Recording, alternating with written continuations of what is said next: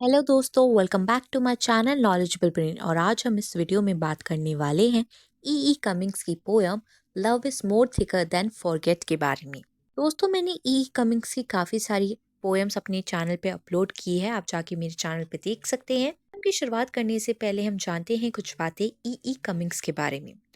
ई Cummings का पूरा नाम था एडवर्ड एस्लाइन कमिंग्स, जो कि एक famous American poet, painter, essayist और प्लेराइट थे, जो कि जाने जाते थे अपने इनोवेटिव स्टाइल ऑफ राइटिंग के लिए और अपने अनकन्वेंशनल ग्रामर के यूज के लिए।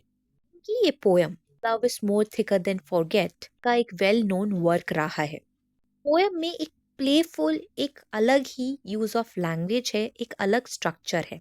सर ई कमिंग्स की पोएम में एक अलग ग्रामर यूज हुई है, एक अलग पैटर्न यूज हुआ है पंचुएशन का, स्पेसिंग का, जो कि इस पोएम में भी दिखाया गया है।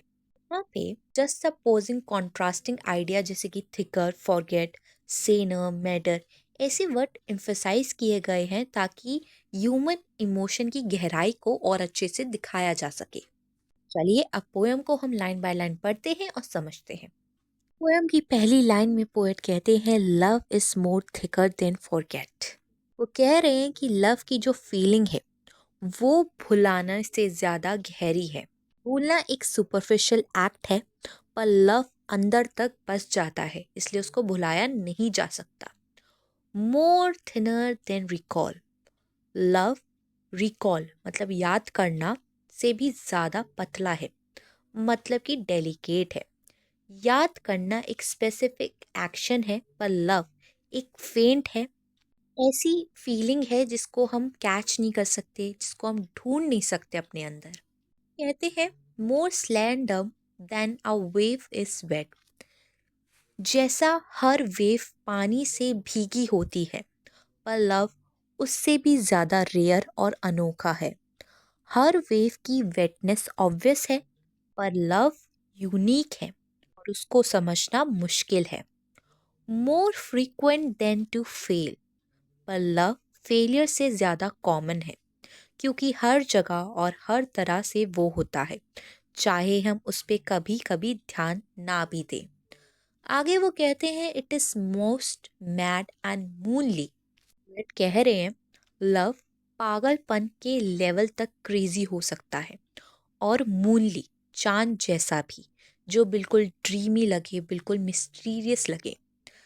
And less it shall Anbi.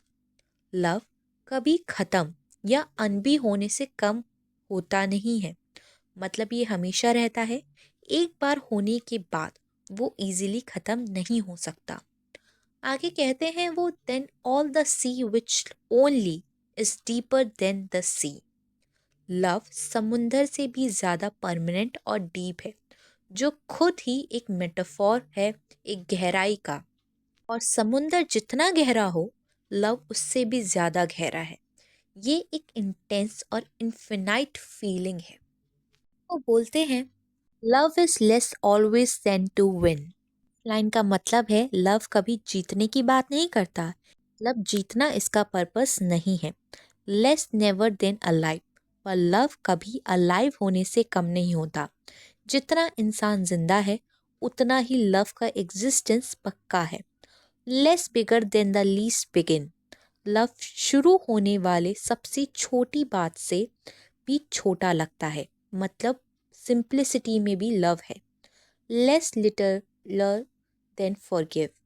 और फॉरगिव करने से भी छोटा नहीं है।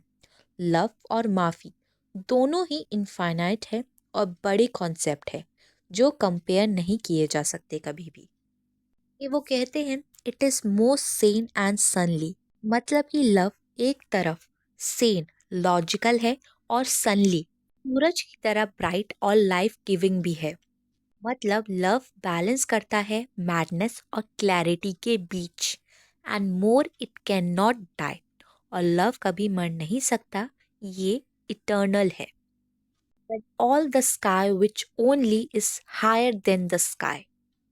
पोएट बोलते हैं लव आसमान से भी ज्यादा अमर है, क्योंकि स्काई भी सिर्फ एक मेटाफॉर है वास्टनेस और इटर्निटी का। और लव आसमान से भी ऊंचा है, मतलब इसकी कोई लिमिट नहीं है। दोस्तों ओवरऑल यहाँ पे पोएट शो कर रहे हैं लव की कॉम्प्लेक्सिटी और डेप्थ को।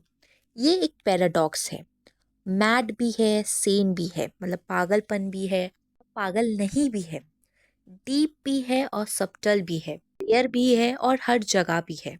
लव एक इनफाइनाइट चीज है जो समुंदर और आसमान से भी बड़ी और इटर्नल है। It's beyond logic and boundaries.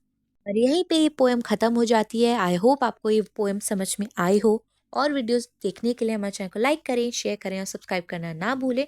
अगली बार फिर मिलेंगे एक और नई वीडियो के साथ। Thank you for watching this video.